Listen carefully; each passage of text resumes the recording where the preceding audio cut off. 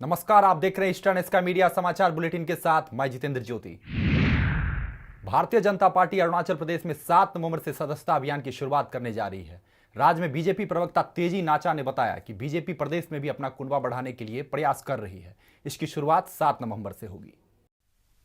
BJP प्रवक्ता तेजी नाचा ने बताया कि 18 साल से अधिक कोई भी व्यक्ति जो पार्टी का सदस्य बनने का इच्छुक हो, वो पार्टी की ओर से दिए गए हेल्पलाइन नंबर पर मिस कॉल करके या SMS भेजकर सदस्यता के लिए आवेदन कर सकते हैं। विदेशों में रह रहे भारतीय भी सदस्यता ले सकते हैं। तेजी नाजा ने बताया है कि बीजेपी ईटानगर में 15 नवंबर को पार्टी ऑफिस में राज्य स्तरीय वर्कशॉप का आयोजन भी करेगी। आपको बता दें कि रविवार को प्रधानमंत्री नरेंद्र मोदी ने नई दिल्ली में विशेष सदस्यता अभियान की शुरुआत की थी। पीएम खुद इसके पहले सदस्य बने थे। हम लोग भारतीय जनता पार्टी टेक्नोलॉजी को यूज करना चाहता है। ऑनलाइन जितना देश का 18 ईयर्स एज ऑफ 18 ईयर्स कोई भी आदमी भारतीय जनता पार्टी का मेंबरशिप कर सकता है। ऑनलाइन में आपका टोल फ्री नंबर दिया जाएगा, उसको मिस कॉल देना है, वो प्राइमरी मेंबर होगा। हमारा जो पार्टी का अभी जो है फिलहाल 3.5 करोड़ का मेंबरशिप है। हम भारतीय जनता पार्टी अभी फिलहाल हम लोग 10 करोड़ का मेंबरशिप बनाना चाहता है। हमारा स्टेट में 7 तारीख को हम लोग ऑफिशियली यहाँ में लॉन्च होगा।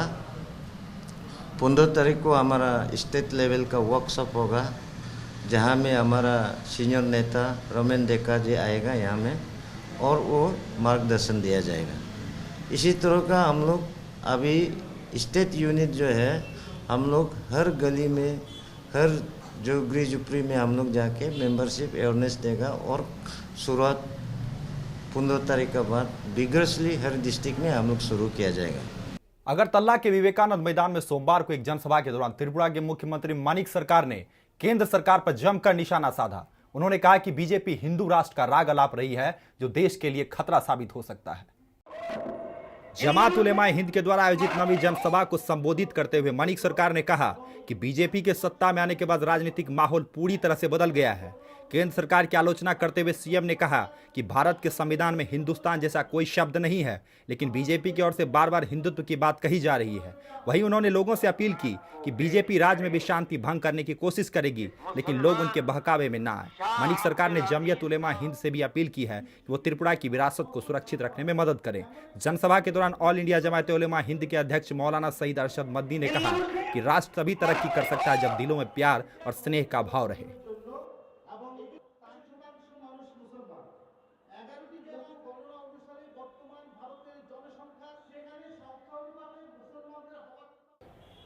जमीयत उलमा हिंद इसको खराब समझती है, इसको मुल्क के लिए तबाही का सबब समझती है, और हम ये समझते हैं कि प्यार और मोहब्बत जब तक रहेगा, मुल्क के अंदर अमन और अमान रहेगा, मुल्क तरक्की करेगा।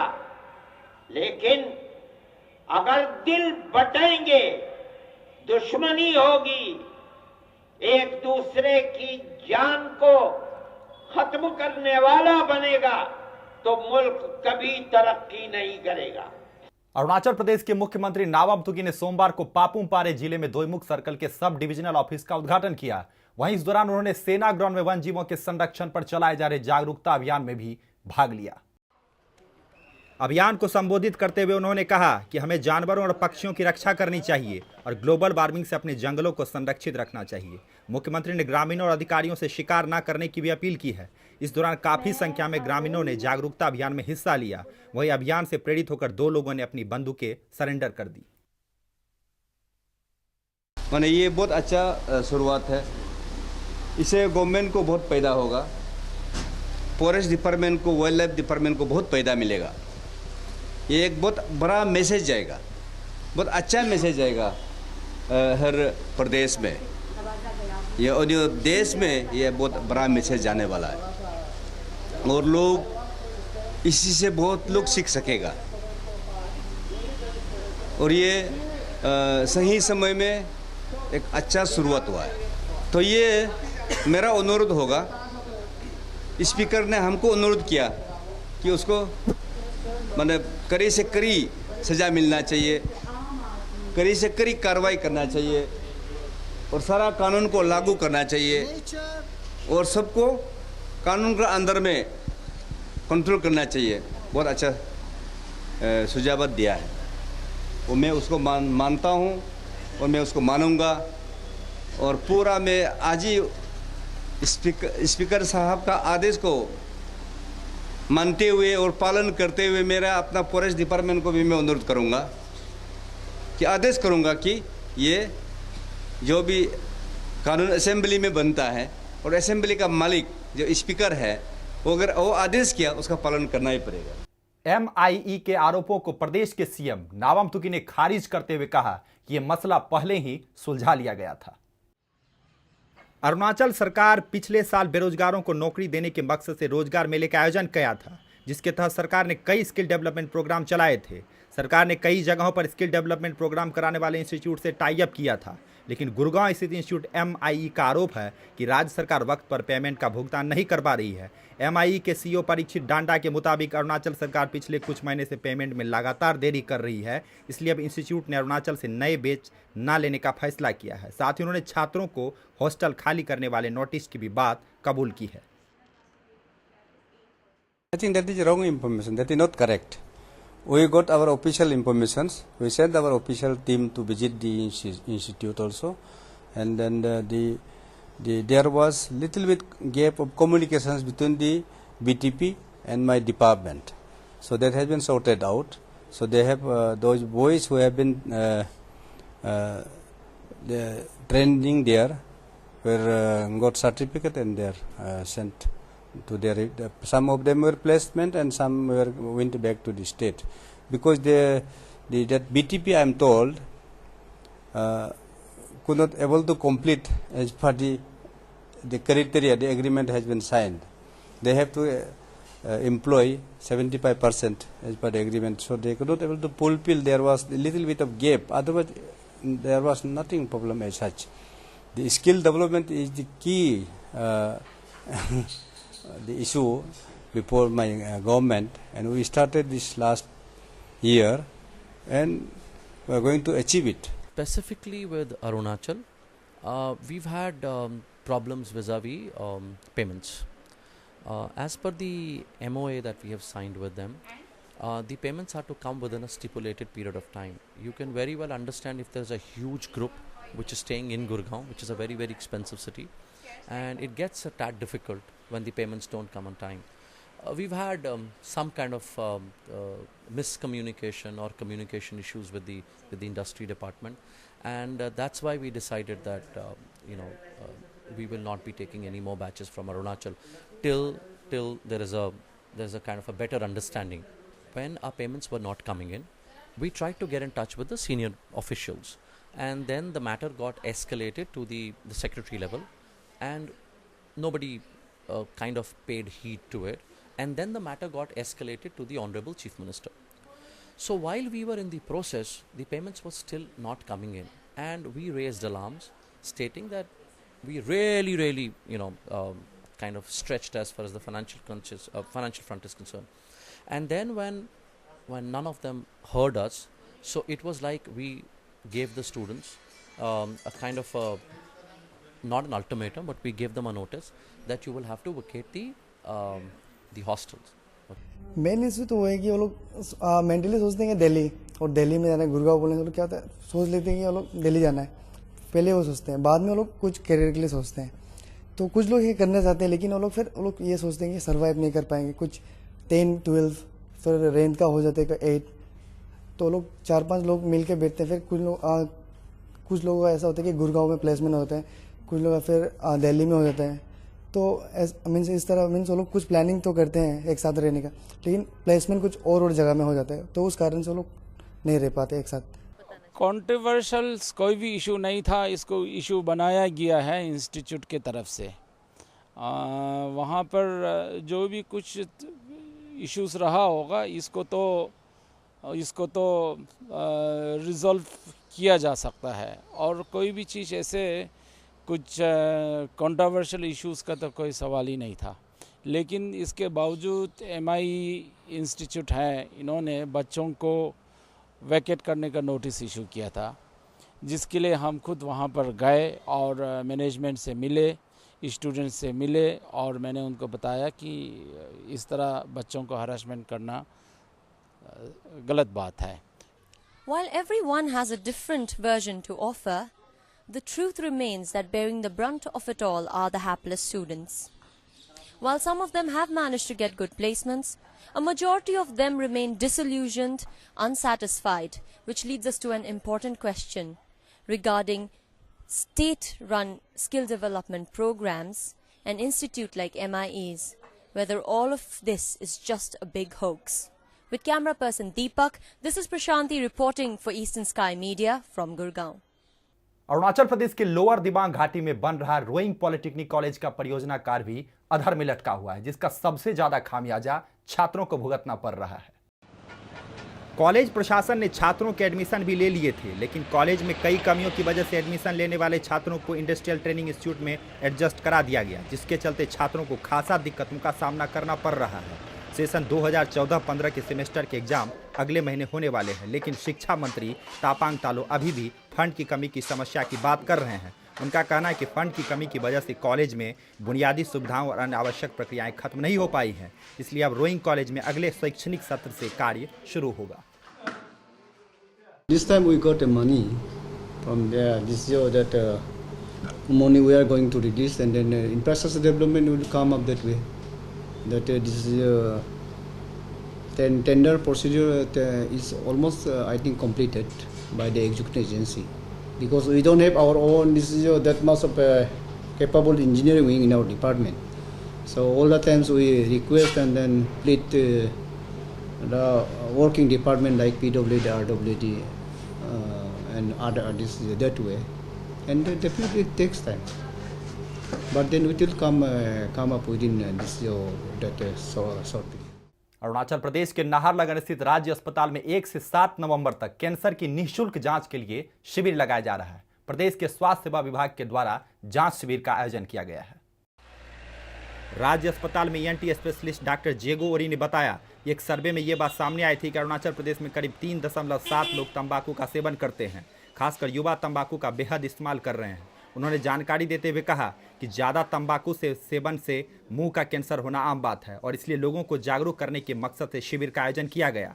वहीं ASH में चिकित्सा अधिकारी डॉक्टर दाक्तो गेरा ने बताया कि शिविर में 3 तरह के कैंसर की जांच की जा रही है। डॉक्टर गेरा ने मुंह और गर्भाशय में होने वाले कैंसर को काफ़ी गंभीर बताते हुए कहा कि इसका इलाज शुरुआती दौर में ही करवा लेना चाहिए। वहीं उन्होंने प्रदेश सरकार से अपील की है कि वो राज्य में भी कैंसर अस्पताल की स्थापना करे, ताकि पीड़ितों को अपने इलाज के लिए दूसरे राज्यों में ना जाना पड़े। फ़िलहाल हम लोग यहाँ पे जो देख रहे हैं, हमारे यहाँ हम लोग gastric cancer, carcinoma of the stomach, जिसको कॉमनली पेट का कैंसर या स्टमक का कैंसर अपना अरुणाचली लैंग्वेज में कहा जाएगा, तो वो सब है कॉमनली यहाँ देखा गया है। और अभी अलार्मिंगली रेज हो रहा है हम लोगों का सर्वाइकल कैंसर, जो औरतों में ज़्यादा प्रॉब्लम है, गायनिकोलॉजिकल प्रॉब्लम है, वो है दूसरा। और टोबैको रिलेटेड कैंसर्स भी बहुत अलार्मिंगली रेज हो रहा है, क्योंकि हमारे यहाँ देखा गया कि नॉन स्मोकिंग तंबाकू यूज़ करने वाला बहुत हाई है। जैसे आपका ये सब क्या क्या बोलते हैं ना, तिरंगा, या जो सादा खैनी वगैरह वगैरह, वो सब का रेस मतलब यूज़ ज़्यादा है, इसके कारण उसका रेस भी हो रहा है, वो सब ओरल कैंसर्स का रेसेस भी हो रहा है। और दूसरा है ब्रेस्ट कैंसर्स भी हमारे बहुत देखा गया हमारे पे, जो which was unusual some 10 years back. वो क्या होता है कि कैंसर ऐसी चीज़ है कि इफ़ अर्ली डिटेक्शन अगर हम कर लेते हैं, जैसे कैंसर का वेरियस अदर टाइप्स का स्टेजेस रहता है, जैसे आपका स्टमक कैंसर का स्टेज 4-5 तक रहता है, ब्रेस्ट कैंसर का भी स्टेजेस 4-5 तक रहता है। अगर अर्ली स्टेज तक आया, मतलब स्टेज 1 स्टेज 2, तो हम यहीं कर लेते हैं सब कुछ। मगर अगर बियॉन्ड मतलब लोकलाइज नहीं रह के, अगर दूसरा ऑर्गन में मेटास्टाइज कर गया, चला गया, मतलब फैल गया, कॉमन लैंग्वेज बोला है तो फैल गया, तो हम लोग करना मुश्किल है, तो हम लोग हायर सेंटर में बाहर में रेफ़र कर देते हैं, स्टेट के बाहर। ओरल कैंसर का बहुत सारा कॉज है, लेकिन सबसे इम्पोर्टेंट कॉज है तंबाकू in the form of smokeless और or with smoking. Means mainly in Arunachal Pradesh. Arunachal में अभी according to global tobacco survey, 3.7 lakhs people are consuming alcohol. Tobacco. तो इससे पता चलता है कि इतना ज़्यादा तंबाकू कंज्यूम हो रहा है, उसमें से यंग एज ग्रुप लोग ज़्यादा हो रहा है. तो it is a very alarming situation actually in Arunachal Pradesh. So it is the main cause of oral cancer. The main cause of oral cancer is tobacco in any form. It can be either गुटखा, पान मसाला and all those packets, और फिर cigarette का form में बीड़ी हो गया और cigarette हो गया, और different forms of cigarettes are there. तो इसका वजह से मेन कॉज है कैंसर. अरुणाचल प्रदेश के कैपिटल कॉम्प्लेक्स में पिछले काफी वक्त से भारी ट्रैफिक जाम की समस्या बनी हुई है. खासकर जब लोग स्कूलों, कॉलेजों और दफ्तरों में जाने के लिए घरों से बाहर निकलते हैं तो उन्हें ट्रैफिक जाम से निपटना पड़ता है. समस्या को दूर करने के लिए राज्य सरकार ने धर्मेंद्र शर्मा की अध्यक्षता में उच्च स्तरीय कमेटी बनाई है. कमेटी के सदस्य तालो पोतम ने बताया कि बैठक में जाम लगने के कारणों पर चर्चा की गई, जिसमें से ये बात निकलकर सामने आई कि पार्किंग क्षेत्रों की मरम्मत, सड़कों और चौराहे के कायाकल्प की वजह से आए दिन नेशनल हाईवे 52 पर जाम की समस्या बनी रहती है. इसलिए अब कमेटी इन समस्याओं के समाधान पर काम कर रही है. वहीं प्रदेश में ट्रैफिक लाइट की बेहाल व्यवस्था के बारे में बात करते हुए तालो पाताम ने कहा कि वो अगली बैठक में ट्रैफिक लाइट का मुद्दा भी सामने रखेंगे. पाताम ने कहा कि कुछ तकनीकी परेशानियों की वजह से ईटानगर में सिग्नल लाइट्स नहीं लगाई गई है, लेकिन जल्द ही इन्हें सुधार लिया जाए. तो इस समय हम ठीक नेशनल हाईवे 52 पे खड़े हुए हैं और यहाँ पर आप देख सकते हैं कि जो इलीगल जो कंस्ट्रक्शन जो है, और रोड किनारे काफ़ी यहाँ पे तादाद पे जो बम्बू है और गार्बेज भी हमें देखने को मिलता है. और साथ ही थोड़ी देर पहले हमने जो देखा है रोड किनारे जहाँ नो पार्किंग लिखा, वहाँ भी जो आने जाने जो वाहन है वहाँ पे वो खड़े होते हैं, और जिसकी वजह से ट्रैफिक जो है काफ़ी कंजेशन हो जाता है ट्रैफिक में, और पब्लिक को काफ़ी दिक्कत का सामना करना पड़ता है. तो इस समय हमारे साथ चीफ स्टेट ऑफिसर तालो पोतम जी हैं, और जिनके अगुवाई में ये सारा चीज़ जो है चल रहा है. जगह जगह से जो इलीगल जो कंस्ट्रक्शन है और जो व्हीकल्स जो इधर उधर पड़े हुए हैं उनको जो हटाया जा रहा है. पोतम जी, हमें ये बताइए कि यहाँ पे जो पीछे जो ये जो बैम्बू का जो यहाँ पे सड़क किनारे जो ये बना हुआ है, जो स्ट्रक्चर बना हुआ है, उसको भी आप हटा रहे हैं. हाँ, ये आप जैसे बताया है, ये हमारा यहाँ जो जितने भी टाउन के अंदर है, नेशनल हाईवे में भी हमारा 37 किलोमीटर्स है, ये हमारे ईटानगर का और बंदरदोआ का बीच में. तो ये 37 किलोमीटर में हमको सिर्फ ये 5-6 किलोमीटर जो नाहरलगुन टाउन, ईटानगर टाउन का अंदर में हमने सख्त मना किया है कि आप ये सब बम्बू का जो व्यापारी जो है यहाँ बेचना नहीं चाहिए. तो ऐसा करके उन लोगों को मैं शहर का बाहर पे वो बेचने को कहा था. तो उन लोगों को शहर का बाहर आज से 5-6 साल पहले में भेजा था. तो आस्ते आस्ते ये लोग अभी टाउन का अंदर में आने लग गया. तो इससे हमारा बहुत से ऑब्स्ट्रक्शन होगा, क्योंकि इतना लंबा बम्बू है, इसको इधर खींचने में, नामाने में, उठाने में, हमारा सड़क में जो अभी ऊपर में ही हमारा ये स्कूल है, कॉलोनी है, यहाँ नीचे में हमारा IG पार्क है. तो इसलिए ये हम इसको चाहे उन लोग मजबूरी भी होगा, इसी से रोजी रोटी उनका होता है, लेकिन हम भी मजबूरी है कि हमारा शहर का बीचों बीच में इस सड़क टाउन का अंदर में हम इसको यहाँ बेचने नहीं दे सकता. इसलिए मैं इसको अभी इनका मालिक तो दिखाई नहीं दे रहा है, फिर भी हमारा कोशिश है कि कुछ डैमेज करके जाएगा ताकि उनको मैसेज मिलेगा कि इसमें मना है. तो इस प्रकार से हम सभी को बोल रहा हूँ, जितने भी हमारा नाले पे और सड़क का अंदर में, टाउन का अंदर में कोई भी ये जो फुटपाथ में जो बैठ के काम करते हैं, बिजनेस करते हैं, उन सभी को मैं आपका जो TV चैनल जो भी देख रहा है वो लोग को मना करूँगा कि आप लोग टाउन का एक डिसिप्लिन को मेंटेन करें, टाउन को साफ सुथरा रखें. तो इससे हमारा शहर का नाम अच्छा होगा. आज के अंक में फिलहाल इतना ही. नमस्कार.